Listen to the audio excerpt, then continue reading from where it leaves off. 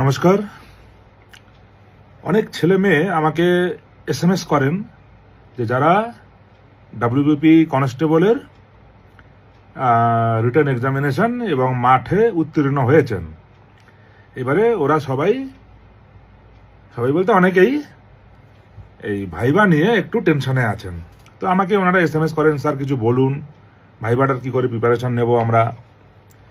এবার ওই জায়গা থেকে আমি আমার যে এক্সপেরিয়েন্স আছে বা আমার যে ভাবনা সেটা, বা আমি নিজে যেভাবে প্রিপারেশন নিয়েছিলাম সেই কথা বলছি, শেয়ার করছি, কারো কারো কাজে লাগতে পারে। অনেকেই বিভিন্ন কোচিং সেন্টারে কোচিং নিচ্ছেন, মক ইন্টারভিউ হচ্ছে, হ্যাঁ। তো অনেকেই কোচিং সেন্টারে ভর্তি হতে পারে না, বা আর্থিক সমস্যা থাকে, বা হয়তো কেউ কেউ কোনো কোনো কাজে যুক্ত থাকে, বাড়ির কাজ, কৃষিকাজ করেও ইন্টারভিউয়ের জন্য প্রিপারেশন নিচ্ছে। সেভাবেই কষ্ট করে পড়াশোনা করে হয়তো পাশ করেছে পরীক্ষাগুলো। তো ওভারঅল সবার জন্যই আমি আমার যে এক্সপেরিয়েন্সটুকু শেয়ার করছি। এই যে ইন্টারভিউ হবে, যেটাকে ভাইভা বলি আমরা বা পার্সোনালিটি টেস্ট বলি, এই জায়গাটা, এই যে কথাগুলো, এই কথাগুলো খুব মন দিয়ে চিন্তা করবে, টার্মগুলোকে চিন্তা করবে, ঠিক আছে। এটাকে মূলত তোমরা ধরবে হচ্ছে তোমার যে পার্সোনালিটি আছে, সেই পার্সোনালিটি টেস্ট হবে, হ্যাঁ। এবার এখানে একটা বিষয় মাথায় রাখবে, এই পরীক্ষাটা অ্যাটেন্ড করার জন্য মোটা মোটা যারা বই পড়ে, মোটা মোটা বই পড়ে কিন্তু হবে না। তোমরা কিন্তু এটাকে পরীক্ষার সাথে গুলিয়ে ফেলবে না। এটা কিন্তু পরীক্ষা নয়, এটা মাথায় রাখবে, হ্যাঁ। এটা কিন্তু অ্যাকচুয়ালি পরীক্ষা নয়, এটা তোমার পার্সোনালিটি টেস্ট। তোমার পার্সোনালিটি কেমন সেটা দেখা হবে। কিন্তু এটা আমি নিজেও সেভাবেই প্রিপারেশন নিয়েছিলাম। তুমি অনেকগুলো বই পড়লে সেখান থেকে প্রশ্ন আসতে পারে, নাও আসতে পারে। এই পরীক্ষাটাতে, পরীক্ষা আবার ভুল বলছি, পরীক্ষা নয়, এই কথাটা বারবার মাথায় রাখবে, হ্যাঁ। এটা পরীক্ষা নয়, এটাতে তুমি কি পড়েছো বা কতটা তুমি জানো সেটা দেখা হবে না। এটাতে দেখা হবে তোমার পার্সোনালিটি বা ব্যক্তিত্বটা কেমন আছে সেটা দেখা হবে।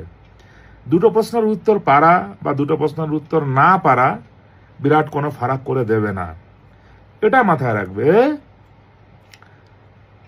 এটা হচ্ছে মূলত তুমি যেই প্রশ্নের উত্তর পারো, তোমাকে প্রশ্ন করবে না, প্রশ্ন করবে, তুমি যেই প্রশ্নের উত্তর পারো সেটা তুমি কিভাবে ডেলিভার করছো।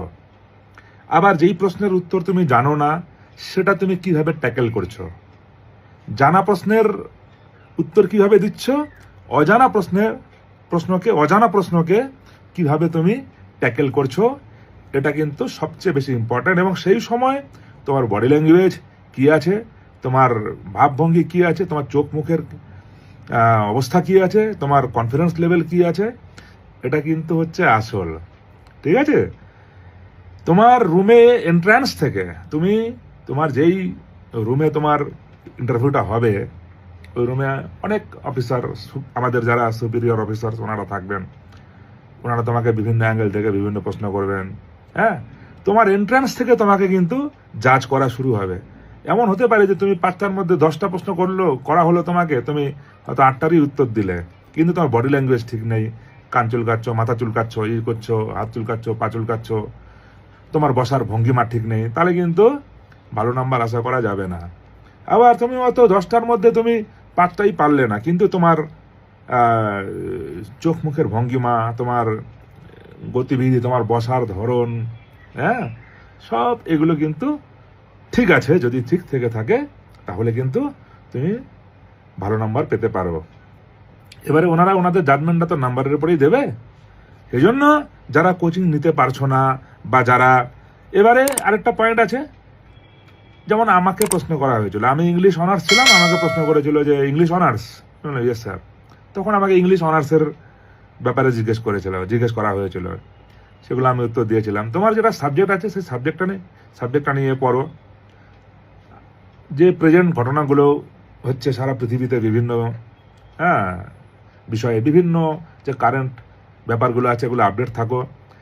আবার বলছি, তোমাকে কিন্তু তুমি কতটা জানো না জানো ওগুলো পরীক্ষা কিন্তু হয়ে গেছে। ঠিক আছে? তুমি রিটেন পরীক্ষায় অলরেডি কিন্তু সব তুমি দেখিয়ে দিয়েছো যে তুমি কি পারো না পারো। তুমি যে পারো, তুমি যে জানো, তুমি যে পড়াশোনা করা ছেলে বা মেয়ে, এটা কিন্তু তুমি দেখিয়ে দিয়েছো। এখন কিন্তু তোমাকে তোমার ব্যক্তিত্বটা দেখাতে হবে। এই জন্য মোটা মোটা বই পড়ে গেলেই যে ওটা সব পেরে যাবে তা নয়। হ্যাঁ, কারেন্ট যে ব্যাপারগুলো আছে, যেগুলো খবরের কাগজ, এখন তো মোবাইলেই সব পাওয়া যায়, ওগুলো ফলো করো। তারপরে আয়নার সামনে দাঁড়িয়ে নিজের কথাবার্তা প্র্যাকটিস করো, বা নিজে নিজেই কোনো একটা ভিডিও বানাও, ভিডিও বানিয়ে সেই ভিডিওটা দেখো যে আমার কথা বলার সময় আমার কেমন হচ্ছে, ঠিক আছে, আমার ভাবভঙ্গি, আমার কোনো চোখ মুখ এর ভাবভঙ্গিমা কী আছে।